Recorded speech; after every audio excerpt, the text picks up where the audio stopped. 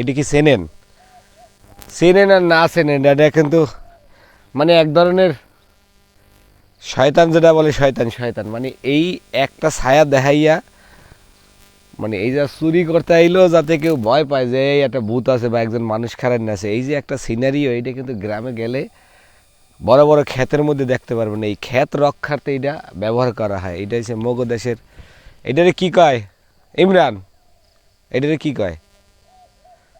যাই হোক, এটার মাথায় একটা আড়ি থাকে কিন্তু এটার আড়ি নাই। এটা হচ্ছে মানে মোট কথায় গ্রামে যখন আইবে একটা ভূতের মতো মনে হইবে। এই ভূত যে ফিলটা, এটা যাতে চোর ফিল করে এটার জন্য এটা গাইতে হয়।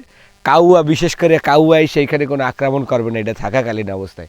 তো এই জিনিসটা কিন্তু খুবই মর্মান্তিক একটা জিনিস, দুঃখজনক একটা জিনিস। মানে মানুষের আকৃতি দিয়ে মানুষের যে ভয় দেখানো, ওটা কিন্তু একটা অবশ্যই মর্মান্তিক জিনিস। যে মানুষের সিম্বল দিয়া হ্যাঁ এরপর মানুষের যে ভয় দেখাইবে, এইসব জিনিস কিন্তু মান্য নেওয়ার মতো না। কিন্তু কথা হচ্ছে ক্ষেত্র রক্ষার্থে এটা করতে হইবে।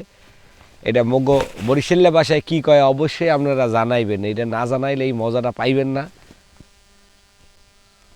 আজকের মতো দেখতে থাকেন চারপাশের ক্ষেতগুলো একটু দেখাও।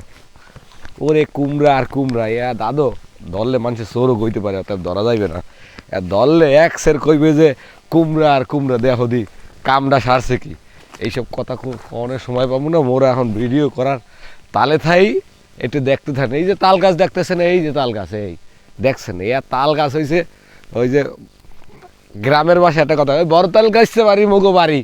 তার মানে গ্রামের আগে যারা রাজত্ব করতো সেটা সবাই এইরকম বড় বড় তাল গাছ লাগাইতো আর কইতো ওই যে তাল গাছতে বাড়ি মগো বাড়ি।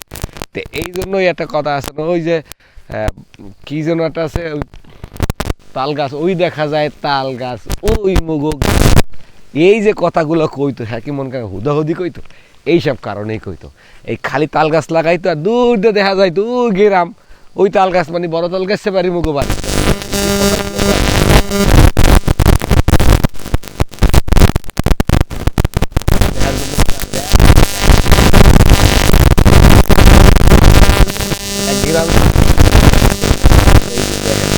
আস্তে আস্তে পায়ের মধ্যে দেখেন